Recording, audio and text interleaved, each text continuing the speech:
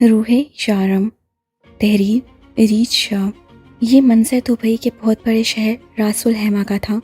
اس شہر کو Ras Al Khaimah اس لیے بھی کہا جاتا تھا کیونکہ یہاں خیموں سے مشابہت رکھنے والے چھوٹے چھوٹے مکان ہیں جو ساحل سمندر پر موجود ہیں۔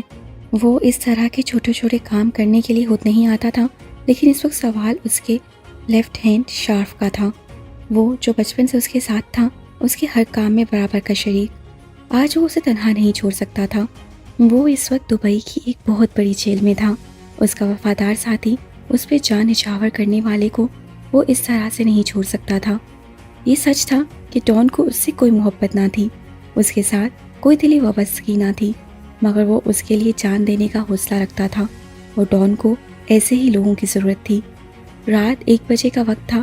راس الخیمہ شہر دنیا میں جتنا ویران اور خاموش ہوتا، رات میں اتنا ہی روشنیوں سے بھرا ہوتا، اور ڈان اکثر اپنے کام روشنیوں میں کرنے کا عادی تھا، کیونکہ اسے پتا تھا کہ گناہ گار کو اس کا گناہ نہیں بلکہ گناہ چھپانے کا طریقہ مار دیتا ہے۔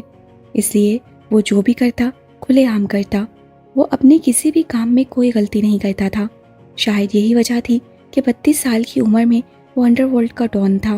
گناہوں کی دنیا میں قدم رکھتے ہی ڈان نے اس شہر میں ڈان نامی کئی کیڑے مکوڑوں کو مسل ڈالا۔ دبئی کا بچہ ڈان ڈیول کو جانتا تھا، لیکن کوئی بھی اس کی شکل سے واقف نہ تھا۔ وہ اتنی صفائی اور ہوشیاری سے کام کرتا تھا کہ ساتھ کھڑے ہزر کو بھی پتہ نہیں چلتا۔ شارپ بے گناہ نہیں تھا، اس سے بھی کئی گناہ کیے تھے، لیکن جس چیز کا الزام ابھی اسے دیا جا رہا تھا وہ اسے نہیں کیا تھا، اور ڈان کو یہ منظور نہ تھا کہ اس کی ٹیم کو کسی کو اس طرح ٹارگٹ کیا جائے۔ اس سے جن لوگوں سے مطلب نہ ہوتا ان سے وہ کوئی تعلق نہیں رکھتا تھا، نہ ہی دوستی اور نہ ہی دشمنی، لیکن واسق ملک نے اسے سامنے سے للکارا تھا۔ اس کے لیفٹ ہینڈ شارف پر الزام لگا کے اسے جیل کے اندر کروا دیا تھا، اور یہی چیز ڈان کو غصہ دلا رہی تھی۔ واسق ملک جو کہ فون پر اسے دھمکیاں دے چکا تھا کہ وہ شارف کو پھانسی کے پھندے تک پہنچائے گا، اس وقت اس سے چھپ کر ان چھوٹے چھوٹے مکانوں میں سے کسی ایک مکان میں تھا۔ اس نے واسق ملک کو کہا تھا کہ چھپنے سے بہتر ہے کہ وہ سامنے آ کر اس سے بات کرے، لیکن واسق ملک نہ مانا۔ اسی کی وجہ سے آج شارپ 1 ہفتے سے زیادہ وقت سے جیل میں تھا۔ وہ ڈان کا لیفٹ ہینڈ تھا، اسے جیل میں کسی چیز کی کمی نہ تھی۔ اے سی، ٹی وی، بیڈ، وہ ڈان کا خاص بندہ تھا، اسے ہر چیز مہیا کی گئی تھی، لیکن جیل سے زیادہ ڈان کو یہاں اس کی ضرورت تھی، جس کی وجہ سے اس کا باہر ہونا ضروری تھا۔ وہ تنگ گلی سے نکلتا ہوا ایک گھر کے اندر داخل ہوا، جہاں اس کے کچھ آدمی ایک آدمی کو زمین پر بیٹھائے اس کے سر پر بندوقیں تانے کھڑے تھے۔ وہ بالکل خاموشی سے آ کر صوفے پر بیٹھ گیا، اس کے چہرے پر کوئی تاثر نہ تھا۔ واسق ملک نے ذرا سی نگاہ اٹھا کر اس کے چہرے کی طرف دیکھا۔ گھنے کالے بال جو پیچھے کی طرف کونے میں بندھے ہونے کے باوجود بھی ماتھے کو کور کیے ہوئے تھے، سرخ و سفید رنگن سبز آنکھیں، ہلکی ہلکی داڑھی، ذرا ذرا سی مونچھ۔ وہ جب بات کرتا تھا اس کے گال پر ایک ڈمپل نمایاں ہوتا تھا، لیکن یہ شخص سستا نہیں تھا، اس لیے آج تک جس نے بھی اس کے گال کا ڈمپل دیکھا تھا اس سے بات کرتے ہوئے ہی دیکھا تھا۔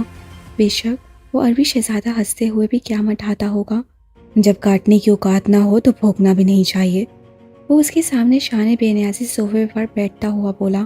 اب تک واسق ملک کو ڈان کے سامنے اپنے اوقات کا اندازہ اچھے سے ہو چکا تھا۔ وہ اتنے چھوٹے سے علاقے میں آ کر چھپ کے بیٹھ چکا تھا، لیکن ڈان نے اسے یہاں بھی ڈھونڈ نکالا۔ مجھے معاف کر دو ڈیول، مجھ سے غلطی ہو گئی، تم جیسا کہو گے میں ویسا کروں گا، پلیز مجھے مت مارنا۔ اسے جیسے ہی اندازہ ہوا کہ وہ ڈان سے بچ نہیں سکتا، وہ رونے لگا۔ تمہیں ثبوت چاہیے نا اپنے آدمی کے بے گناہ ہونے کا، میں تمہیں ابھی ثبوت دیتا ہوں۔ وہ جلدی سے زمین سے اٹھنے لگا جب اس کے آدمیوں نے بندوقوں پر زور ڈال کر اسے واپس بٹھا دیا۔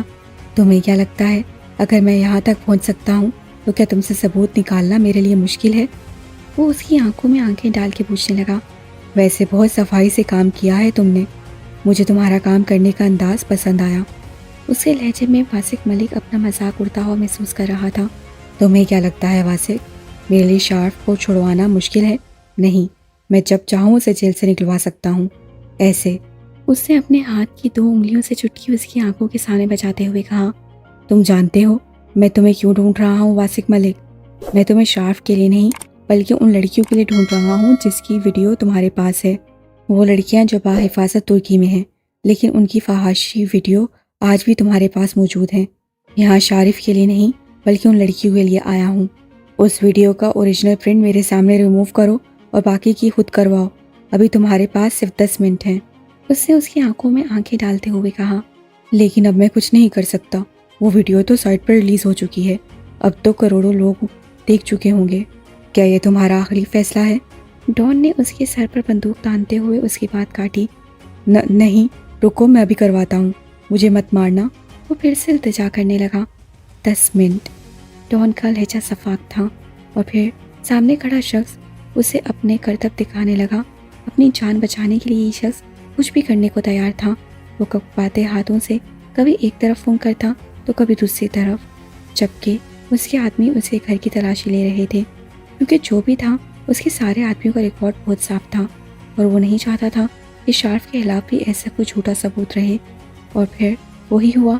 10 منٹ کے اندر ان لڑکیوں کی ہر ویڈیو سائٹ سے ہر قسم کی دوسری فحاشی جگہ سے دور کر دی گئی۔